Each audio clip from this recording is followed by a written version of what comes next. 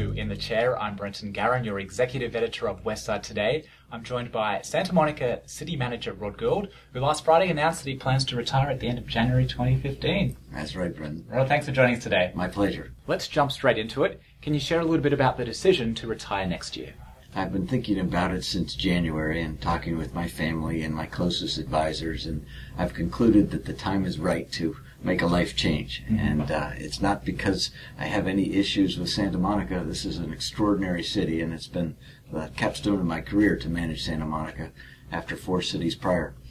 But I need to get a little better work-life balance and work a little less than 100 hours a week, and I think I can do that in the new year.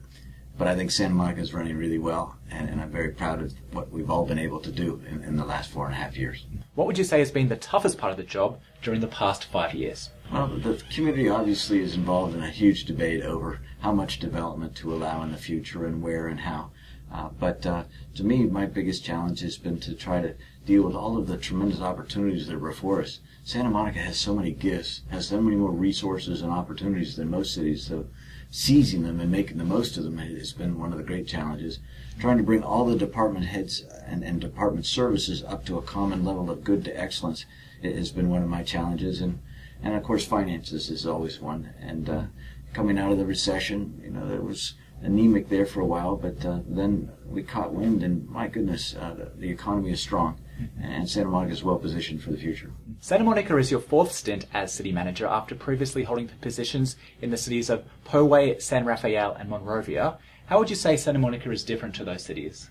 The breadth and scope of the work is far greater in Santa Monica than most cities of 90,000 anywhere in the United States or perhaps the world. This city aspires to be a leader not just in traditional municipal services, but in things like sustainability and technology and mobility and aid to the homeless and aid to education. So it wants to lead in a whole lot of areas. How have you handled being a public figure and the scrutiny that comes with the job from time to time? Yeah. I live in town, and I see people around on weekends and holidays. Many people take that moment to come up and tell me what they like or they don't like, but most are quite respectful. And I've enjoyed being able to experience living in Santa Monica, to see what the residents are experiencing daily. And most people, as I said, have been quite respectful of the position. What do you think your successor's biggest challenges will be in the years ahead? The next few years ahead, we have some major capital projects ahead of us, just as we had it behind us.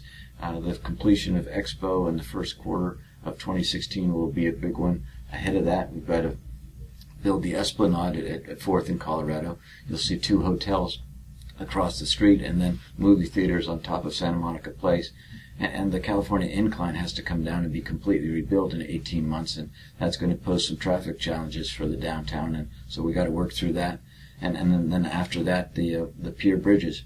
The future of the airport will be a big challenge that my successor will be involved in, and I'm afraid it'll be many years of policy discussions and litigation and more of the same before that's completely sorted out. Finally, where will the next chapter in your life lead you to?